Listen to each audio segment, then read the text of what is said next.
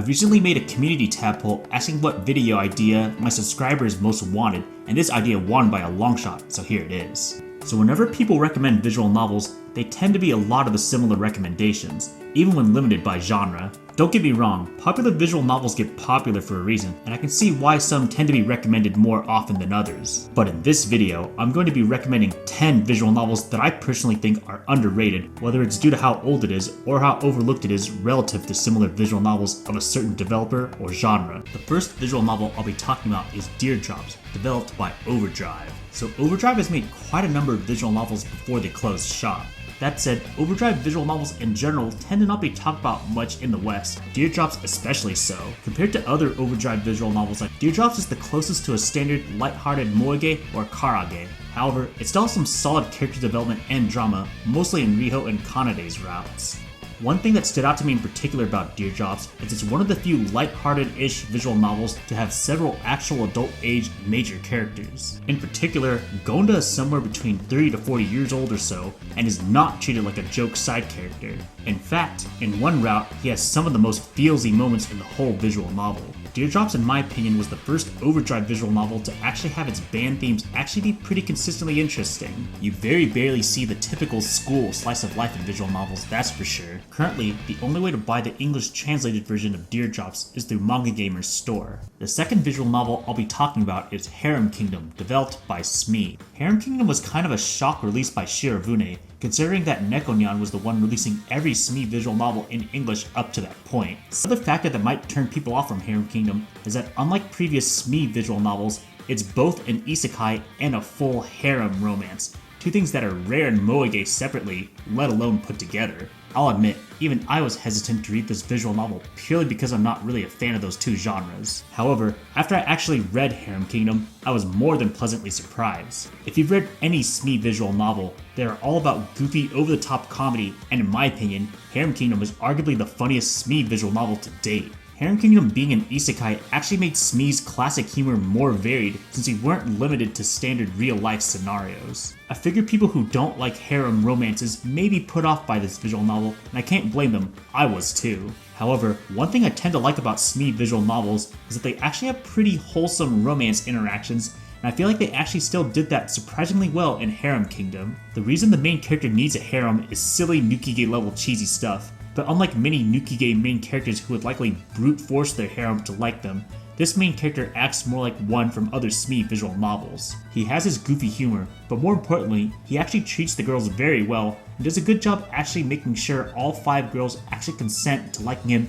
and mutually approving of being in the harem. It made the harem actually tolerable for me, since it just felt like maintaining 5 wholesome SME-style romances at the same time. HaremKingdom can currently be bought on Steam and on Jorin. The third visual novel I'll talk about is Under One Wing, developed by Harmonize. The best way I can describe this visual novel is that it's kind of a combination of Aokana and If My Heart Had Wings. Like both, it's a slice-of-life moege with a typical 4-heroine route style. Like Aokana, there is a strong emphasis on a fictional sport, mock fighter plane battles. Hikari straight up feels like an Asuka clone in appearance, personality, and backstory. Like If My Heart Had Wings, in each girl's route, you get to visit how the girls' plane are tied to their character development, and possibly even their romance. Under One Wing and If My Heart Had Wings have their own versions of Friends with Benefits routes, which I'll get into later. Now, I will admit this visual novel doesn't get quite as exciting as Aokana, nor does it get quite as wholesome as If My Heart Had Wings. It does do both slice of life and competition scenes decently well enough, so it's still an enjoyable experience. So what sticks out about this visual novel for me personally? As someone who's generally not a fan of tsunderes, I think Kazusa is easily my favorite female tsundere in visual novels. A lot of tsunderes fall into the trap of having constant humor of punching or lashing out at the main character for being perverted, whether deserved or not. Lots of them just tend to be constantly angry or bitchy. Kazusa to me is just better than most because she's just a lot more rational and down to earth. I think Under One Wing's art has a somewhat unique style, having sharper outlines while still having a moege-ish design. Under One Wing can currently be bought on Steam. The fourth visual novel I'll be talking about is Kikokugai, developed by Nitro Plus. Nitro Plus is one of the biggest house names in the visual novel industry, and is certainly the biggest name for dark visual novel brands, so it might seem kinda odd to have a Nitro Plus title on this list. Unfortunately, Kikokugai has the issue of being one of the few big Nitro Plus fans to not be officially published by JAST. They've released Sai no Uta, You and Me and Her, Muramasa, and will eventually release Tokyo Nekuro and Sumaka. But even back in the day, it kind of felt like Kikokugai was in Sai no Uta's shadow while both were just fan translations. Kikokugai is written by good old Gen Urobuchi and is a pure revenge story. Unlike most other Nitro Plus titles mentioned, Kikokugai is a 100% kinetic linear visual novel with no routes or branches. Like most Nitro Plus visual novels though, Kikokugai is full of savagery, dark plot points, rape H scenes, and crazy plot twists. It's also an interesting case where the original release was 18+, but there is eventually an all ages remake, very rare for a Nitro Plus title. This remake only alludes to the H scenes instead of showing its full gratuity, and also improved the graphics and added voice acting. In my opinion, unless you really want to see the edgy H scenes, which as a reminder is all rape, I personally vastly recommend the remake.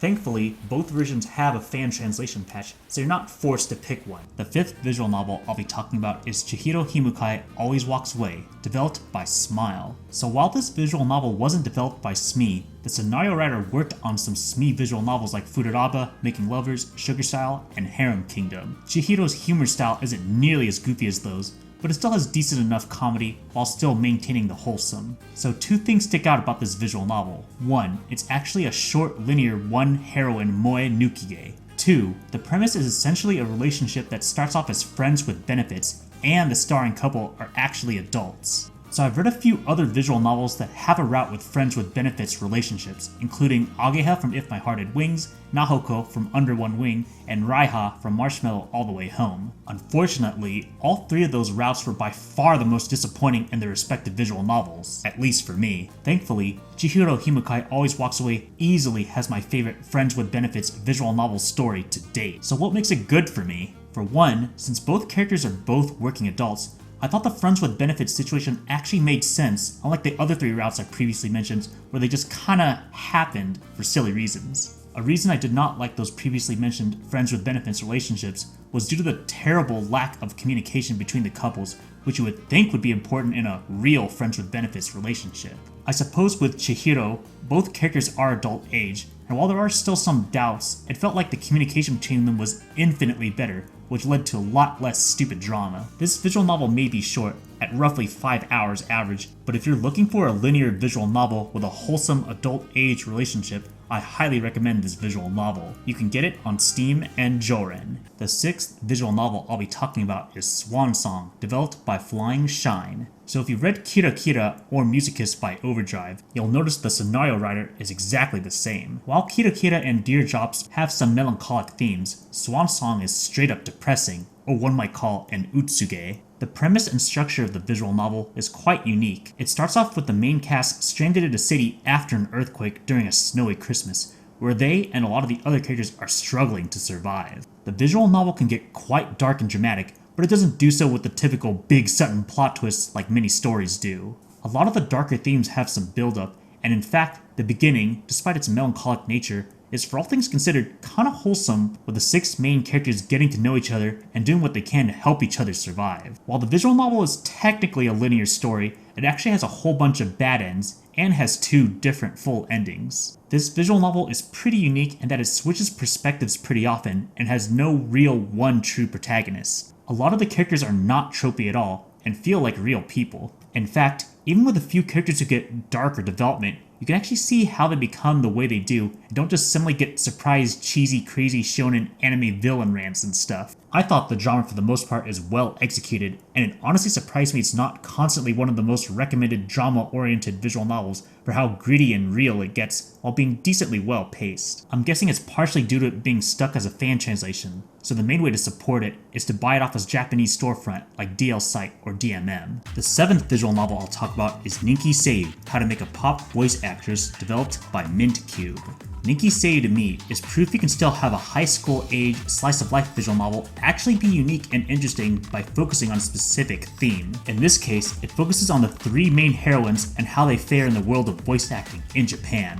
I'm not a voice actor, but in all three routes, I get the feeling the themes and development the three heroines go through feel realistic, if not at least potentially relatable. The visual novel doubling as a voice acting life lesson made this visual novel a lot more engaging than the average slice of life romance story. While the voice acting stuff does kinda take away from romantic development, I actually didn't mind that too much, since to me, each route combined the romance and voice acting related development pretty well. While I know some people are disappointed Noah didn't get a route, I do think the three heroines we get are very likable in their own right, and all have very different and solid stories. You can buy this visual novel on Steam and Jorin. The 8th visual novel I'll be talking about is Yume Miru Kusuri, a drug that makes you dream, developed by RUF. So it feels weird to call this visual novel underrated, since it was one of the earliest available official translations I can think of, and I saw it recommended kinda decently enough back in the day. However, it's been 15 years since it first released in English, and with a lot more drama-oriented visual novels being released,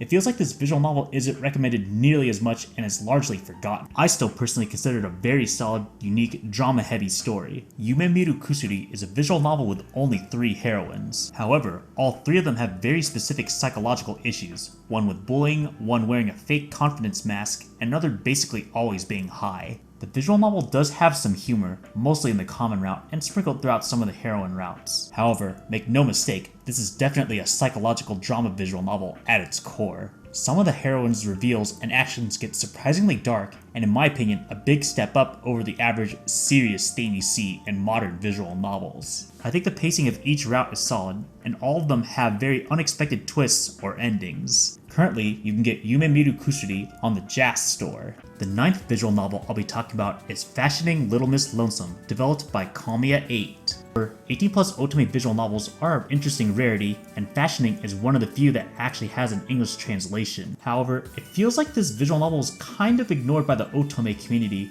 who seem to prefer the otomate style all ages visual novels. And based on manga gamer polls, the 18+ otome that fans actually want seem to be quite different from Kamiya 8 ones and are not being translated currently. Fashioning Little Miss Lonesome is the only otome I finished, and the main thing that sticks out to me compared to others I've tried is how hilarious it is. The premise itself is pretty silly, with the main girl being an antisocial, resting bitch-faced tall girl. She was my personal highlight due to all the snarky comments she made throughout the visual novel, both at the male love interests and her own expense. The 2 male love interests are basically parodies of sadist and masochist male archetypes. Almost call this an otome moege. The dialogue is completely comedic from start to finish, and personally that alone carried the visual novel for me, since the rest of the visual novel was okay at best. Pretty much everything else was fairly shallow, and the 18+ content was interesting since outside the male love interest being voiced and the narration being purely from the main heroine's perspective, it felt like the H scenes were written similar to how male-targeted eroge H scenes were, with the typical female moaning and all that stuff, though just with males too. It felt like they kinda tried to appeal to both males and females for the 18+ stuff, so I guess maybe finding the target audience might be kinda hard. But if you are interested in this visual novel, you can find it on Steam and Manga Gamer's store. The final visual novel for this video is Symphonic Rain, developed by Kogado Soft. Symphonic Rain has had a fan translation since 2010, and was actually one of the first visual novels I read over 10 years ago. Even with just that fan translation, I met a few very passionate online fans who consider it one of the best visual novels,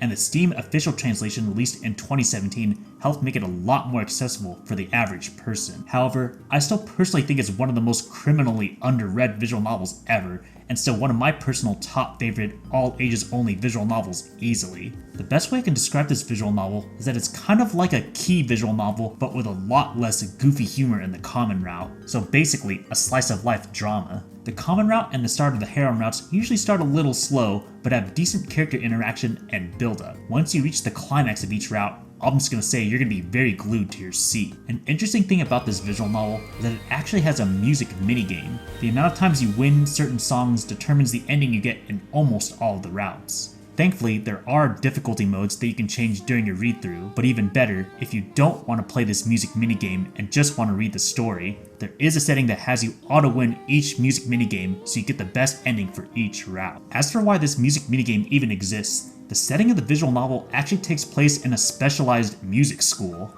The main projective of the protagonist in just about every route is that he plays this fictional instrument called the fortel and needs to partner with one of the main heroines to sing alongside his fortel playing for his final graduation project. The songs associated with the heroines all have lyrics that relate to them, their character, and their relationship with the main character, which is an added nice touch. As said earlier, the most accessible way to get this visual novel is through Steam. And there you have it, 10 underrated visual novels I personally recommend. There's so many more I could have mentioned, but I tried to have a variety of genres and a variety based on how old each visual novel was. Do you have any thoughts on the visual novels I chose? Do you have any visual novels you think are particularly underrated in the visual novel community that I didn't pick? Feel free to leave a comment below.